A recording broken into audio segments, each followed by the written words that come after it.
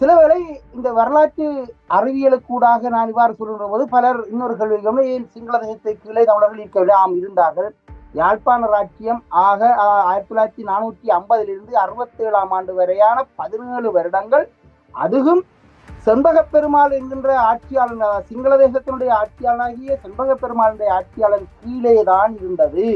அவர் தான் 6ஆம் பொய்னை என்று பின்னாலே பட்டம் சூட்டி கோட்டை அரசனானார். ஆக நீண்ட நெடுங்காலமாக யாழ்ப்பாணமும் யாழ்ப்பாண ராஜ்யமும் அதே நேரத்தில் வன்னி பெருளப்பரப்பும்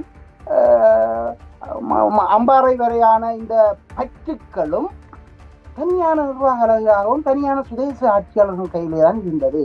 ஆகவே இந்த இலங்கை சுதந்திரமடைந்த 48 பிப்ரவரி என்பது தமிழர்களுக்கான சுதந்திரம் அங்கு இல்லை.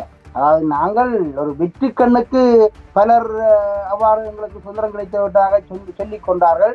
சிங்கள அரசனுடைய பாடத்திட்டத்தை எங்களுடைய மாணவர்கள் கற்பதனால அந்த பாடத்திட்டத்தில் வர சுதந்திர நாளை அது நிர்வாக ரீதியாக ஒரு டிசிப்ளின் மேனேஜ்மெண்ட்டுக்குள்ளால எங்களோட அதாவது அந்த அதாவது கருத்து மண்டலம் உருவாக்கப்பட்டு விட்டது, சுதந்திரம் என்ற சொல். இருப்பினும் இப்போது இருக்கிற தமிழர்கள், நீங்கள் வடக்கிலே ஒரு இலங்கையினுடைய தேசிய கொடியை ஏற்றுகின்ற போதோ தேசிய கீதம் பாடுகின்ற போதோ எழுந்து நிற்க வேண்டும் என்ற ஒரு மனநிலை யாரிடமும் இல்லை. அவ்வாறு அவர்கள் நீங்கள் அநேகமான கூட்டங்களை பார்த்தால் தெரியும், அவர்கள் ஒரு குறிப்பிட்ட டைம் இருந்து விட்டு தான் எழும்புவார்கள். என்றால் அவை இந்த மூளைக்கு அது சொல்ல வேணும், சரி இது நடக்குது, நான் எழும்பி நிற்கணும் என்று. இச்சையின்றி செயற்பாடு அதற்கு முதல் போராட்டம் நடந்த காலத்தில் ஒரு தேசிய கொடி, தமிழருடைய தேசிய கொடி ஏற்றப்பட்டால் அது இச்சையின்றிய செயற்பாடாக நாங்கள் எழுந்து நிற்போம், அது ஆட்டோமேட்டிக்காக எங்களுக்கு வரும்.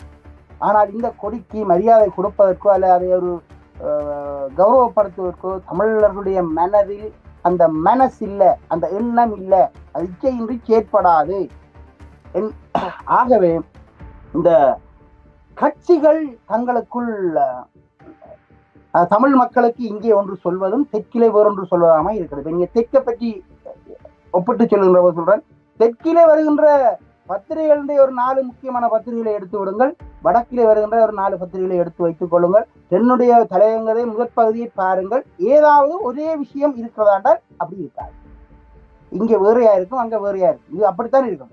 ஆனால் இந்த சதிகார அரசியல் தலைவர்கள் பாருங்கள், சிங்கள தேசத்துக்கு என்ன விருப்பமோ அதையெல்லாம் அங்க போய் செய்வார்கள், இங்க எங்களுக்கு என்ன விருப்பமோ அதையெல்லாம் கத்திக்குளறி மேடையில வீராப்பை பேசுவார்கள்.